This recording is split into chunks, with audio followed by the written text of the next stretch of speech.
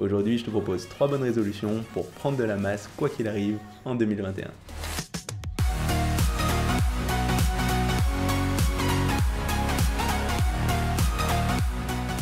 Salut, c'est Nico et je voulais commencer par te présenter tous mes vœux pour cette nouvelle année. Tous mes vœux de santé, parce que c'est le plus important, mais aussi tous mes vœux de bonheur et de réussite. Et pour bien commencer l'année, je vais te présenter 3 bonnes résolutions qui t'aideront à voir rapidement une différence pour avoir des résultats dès ce début d'année. Et en fait, il s'agit de 3 choses qui sont souvent très mal faites chez la plupart des pratiquants, qu'ils soient débutants ou avancés. D'ailleurs, moi-même, j'ai tendance à dériver sur ces choses-là. C'est pour ça que j'essaye de toujours bien reprendre ces choses en main régulièrement. Et je me suis dit que ce début d'année, c'était le moment idéal pour faire ça et repartir sur une note positive. Et la première de ces résolutions, ce sera le fait d'aller suffisamment proche de l'échec musculaire, mais pas trop proche. Cet échec musculaire, c'est le moment où tu vas plus être capable de réaliser de répétitions supplémentaires correctement. Donc quand tu commences à tricher, tu as passé cet échec musculaire. Et dans l'idéal, ce qu'on voudrait, ce serait s'arrêter juste avant sur la dernière série de chacun de tes exercices. Donc concrètement, si on prend un curl à la barre, on fait peut-être 3 séries de 10 répétitions. Ce qu'on voudrait, c'est que sur la première série, tu aies un peu de marge, que ce soit assez facile, que sur la deuxième série, ça commence à devenir un peu difficile, et que sur la troisième série, tu t'arrêtes juste avant ce moment où tu peux plus en faire, que tu aies peut-être 1 à 3 répétitions de marge. Alors pourquoi on va aller proche de cet échec? Tout simplement parce que si tu es trop loin de cet échec musculaire, tu ne vas pas réussir à bien stimuler tes muscles et à progresser.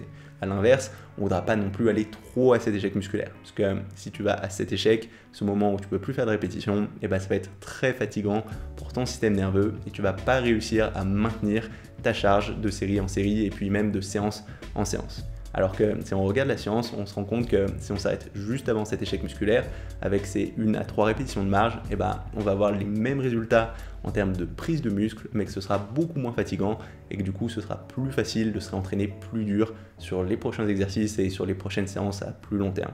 Et du coup, il va y avoir 2 principaux cas de figure auxquels il faudra faire attention. Le premier, c'est de ne pas finir trop tôt à l'échec musculaire. Le truc très classique, c'est des pratiquants qui vont finir à l'échec dès leur première ou deuxième série.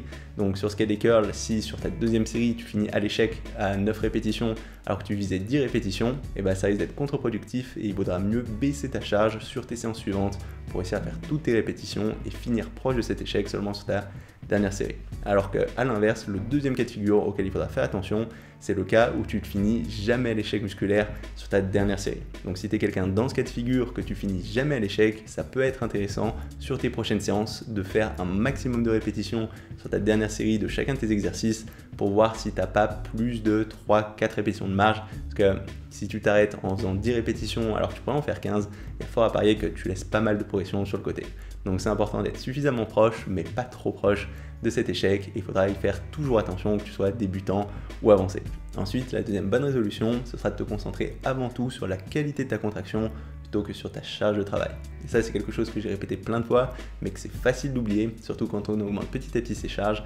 C'est que à chaque fois que tu vas entraîner un muscle, tu vas essayer de le cibler avec un exercice, ce sera important que tu essayes consciemment de contracter ce muscle. Comme ça, tu vas réussir à mieux le recruter, mieux l'isoler et tu auras moins tendance à faire entrer en jeu d'autres muscles secondaires qui pourraient prendre l'attention sur les exercices en question. Donc par exemple, si tu fais des pompes, ce sera important d'essayer de contracter tes pectoraux pour bien recruter ces pectoraux plutôt que faire entrer en jeu tes épaules ou tes triceps. Alors qu'à l'inverse, si tu fais des choses comme des pike push-ups, là il faudra bien te concentrer sur le fait de contracter tes triceps pour avoir moins tendance à faire rentrer en jeu tes pecs ou tes épaules qui peuvent aussi travailler. Donc ça reste vrai sur tous les exercices, mais c'est particulièrement important quand tu t'entraînes à la maison et que tu auras moins d'exercices d'isolation et que du coup, tu auras souvent des muscles secondaires qui pourront prendre le pas sur les muscles principaux que tu essayes de faire rentrer en jeu. Donc concrètement, il faut que tu sois bien au clair sur chacun de tes exercices, quel est le muscle principal que tu essayes de cibler et que tu essayes d'initier ton mouvement en contractant ce muscle à chaque fois. Et un point très important pour faire ça, ce sera de ne pas mettre trop lourd. Parce que plus tu mettras lourd et plus tu auras tendance à faire entrer d'autres muscles en jeu. Alors oui, le fait de mettre lourd, des fois, ça t'aidera à sentir un peu mieux le muscle parce qu'il sera sous tension avec plus de poids, mais ça ne veut pas dire que tu arriveras à bien le contracter. Donc si tu vois que tu as du mal à solliciter un muscle, du mal à le faire progresser, il vaut mieux se concentrer sur ta contraction et rebaisser ta charge plutôt que continuer à monter ton poids. Si tu vois que tu n'as pas beaucoup de progression à un endroit, ça ne sert à rien de mettre très lourd dessus parce qu'il y a fort à parier que tu n'arrives pas à bien le contracter et que du coup tous ces efforts tu les fais dans le vide. Donc quel que soit ton niveau, concentre-toi avant tout sur la contraction et seulement dans un deuxième temps sur le fait de monter ta charge. On arrive enfin à la troisième et dernière bonne résolution à mettre en place pour cette année et ce sera le fait de surveiller tes temps de repos, notamment en ayant des temps de repos suffisants. Parce que quelque chose que j'observe chez plein de pratiquants, en particulier chez ceux qui s'entraînent chez eux, c'est des gens qui vont enchaîner trop vite leurs répétitions avec des temps de repos trop courts, avec des temps de repos inférieurs à 1 minute. Et en fait, ça va être problématique parce que si tu utilises des temps de repos trop courts, tu vas pas réussir à maintenir une charge suffisante sur chacune de tes séries pour réussir à bien stimuler ta prise de muscle. Et si jamais, même avec des temps de repos inférieurs à 1 minute, tu arrives à maintenir ta charge, ça veut dire tout simplement que ta charge à l'origine, elle est déjà trop basse. Et la science montre que quand il s'agit de prendre du muscle, des temps de repos longs autour de 2 à 3 minutes sont très supérieurs à des temps de repos courts autour de 1 minute.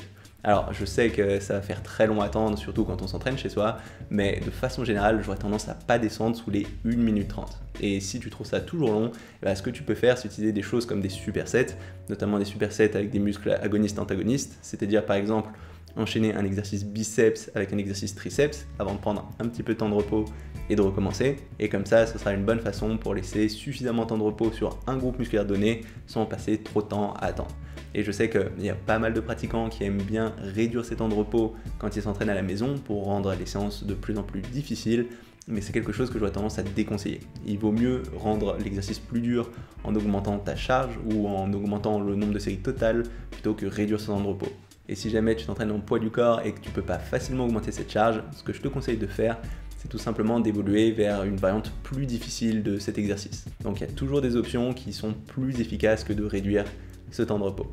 Et voilà, ça va être tout pour ces 3 bonnes résolutions. Donc ce sera important de toujours finir suffisamment proche de l'échec musculaire, mais pas trop proche. Si possible, de t'arrêter avec 1 à 3 répétitions de marge sur la dernière série de chacun de tes exercices. Ce sera ensuite important de toujours bien te concentrer sur ta contraction sur chacun de tes exercices, donc de bien savoir quel muscle est travaillé sur chaque exo et d'initier chacune de tes répétitions en essayant de contracter volontairement ce muscle. Et le dernier point, de bien respecter tes temps de repos en ayant des temps de repos suffisants et de ne pas descendre sous les 1 minute 30 sans quoi ce sera contre-productif. Donc voilà, ça va être tout pour cette vidéo. Si jamais elle t'a plu, n'hésite pas à mettre un petit pouce bleu ou un petit commentaire. En particulier si tu as des ressources ou d'expériences en lien avec ce thème, je pense que ça a un peu intéressé tout le monde. Aussi, pour bien commencer l'année, je t'ai préparé une petite checklist pour vérifier que ton programme te permettra bien de prendre du muscle. Et ce PDF, comme d'habitude, il est accessible à toutes les personnes abonnées à ma newsletter. Donc si ça t'intéresse et que tu veux recevoir mes mails, n'hésite pas à cliquer sous le lien sous cette vidéo ou sur la petite icône qui va s'afficher d'ici quelques instants. Et si tu n'es pas encore abonné à ma chaîne YouTube, n'hésite pas à le faire maintenant pour savoir quand je sortirai de nouvelles vidéos. C'est tout pour aujourd'hui et on se retrouve très rapidement. Salut!